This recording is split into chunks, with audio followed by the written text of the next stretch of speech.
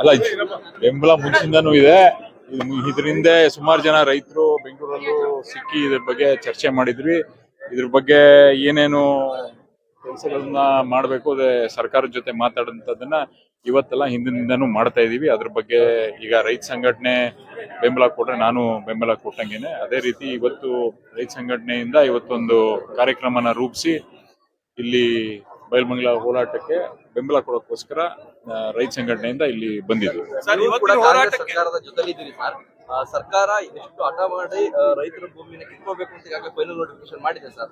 ಈ ನಿಟ್ಟಿನಲ್ಲಿ ಸರ್ಕಾರದನ್ನ ಹೇಗೆ ಮನವೊಲಿಸ್ತೀರಿ? ಅಲ್ಲ, ಈಗ ಹೋಗಿ ಅವ್ರಿಗೆಲ್ಲರಿಗೂ ಗೊತ್ತಿರೋಂಥದ್ದೇ ಈಗ ಗ್ರೌಂಡ್ ರಿಯಾಲಿಟಿ ಏನಂತ, ಎಷ್ಟು ಫಲವತ್ತಾದ ಭೂಮಿ ಇದೆ, ಎಷ್ಟು ಮರಗಳಿದೆ, ಎಷ್ಟು ಜನರು ಇದ್ರ ಮೇಲೆ ಅವಲಂಬಿತರಾಗಿ ಜೀವನ ಮಾಡ್ತಿರೋದು ಅಂತದನ್ನ ಇವ್ರಿಗೆಲ್ಲರಿಗೂ ದುಡ್ಡು ಒಂದೇ ಪರಿಹಾರ ಅಲ್ಲ. ನಾನು ಹೇಳ್ದಂಗೆ ಹಿಂದೆ ಎಲ್ಲ ಸಾಲ ಮಾಡ್ಕೊಂಡಿರೋಂಥವ್ರು ರೈತರು ಇಲ್ಲಿ ದುಡ್ಡು ಕೊಟ್ಬಿಟ್ರೆ ಅವ್ರ ನೆಲಾನೇ ಹೊಟ್ಟೋದ್ರೆ ಅವ್ರಿಗೆ ದುಡಿಮೆ ಮಾಡ್ಕೊಂಡು ಇರಕ್ಕೆ ಗೊತ್ತಿಲ್ಲ. ಯಾವ ರೀತಿ ಅದನ್ನ ನಿಭಾಯಿಸ್ಬೇಕು ಅನ್ನೋದನ್ನು ಅವ್ರಿಗೆ ರೈತರುಗಳಿಗೆ ಗೊತ್ತಿಲ್ಲ. ಅವ್ರಿಗೆ ಗೊತ್ತಿರೋಂಥದ್ದು ಭೂಮಿಯಲ್ಲಿ ದುಡಿಬೇಕು, ಬರೋಂಥದ್ದು 3 ತಿಂಗಳು 6 ತಿಂಗಳು 9 ತಿಂಗಳು 1 ವರ್ಷಕ್ಕೆ ಏನ್ ಬರುತ್ತೆ ದುಡಿಮೆ, ಅದರಲ್ಲಿ ಊಟ ಮಾಡ್ಕೊಂಡು ಹೋಗೋದಂಥದ್ದು ಅವ್ರಿಗೆ ಕಲತಲಾದಿಂದ ಬಂದಿರೋಂಥ ಈ ಜಮೀನುಗಳಲ್ಲಿ ಕೆಲಸ ಮಾಡ್ಕೊಂಡ್ ಬಂದಿರೋಂಥವ್ರು. ಅದನ್ನ ಅವ್ರಗಳಿಗೆ ಬಿಟ್ಕೊಟ್ಟು ಅದೇ ರೀತಿ ಯಾವ ರೀತಿ ಅದನ್ನ ಅವ್ರಿಗೆ ಜೀವನ ಯಾವ ತರ ಕಟ್ಕೊಂಡು ಹೋಗ್ತಾ ಇದ್ರು ಅದನ್ನ ಕಟ್ಕೊಂಡು ಹೋಗೋಕೆ ಅವಕಾಶ ಮಾಡ್ಕೊಡ್ಬೇಕು.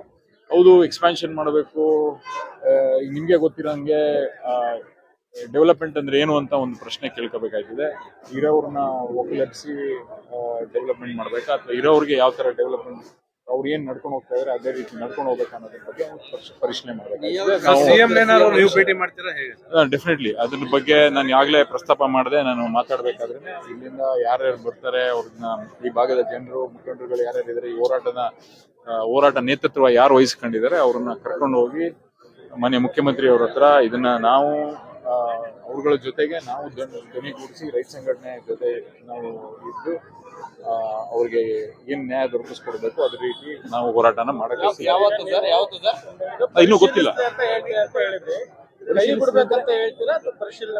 ಸರಿ, ಕೈ ಬಿಡ್ಬೇಕು, ಪರಿಶೀಲನೆ ಮಾಡ್ಬೇಕು ಅಂದ್ರೆ ಅರ್ಥ ಮಾಡ್ಕೋಬೇಕಾಗ್ತದೆ ಅಂತ. ಯಾಕಂದ್ರೆ ಎಷ್ಟ್ ಜನ ಜೀವನಕ್ಕೆ ತೊಂದರೆ ಆಯ್ತಾಯ್ತು ಅನ್ನೋದು. 9,600 ಎಕರೆ ಕಮ್ಮಿ ಜಮೀನಲ್ಲ.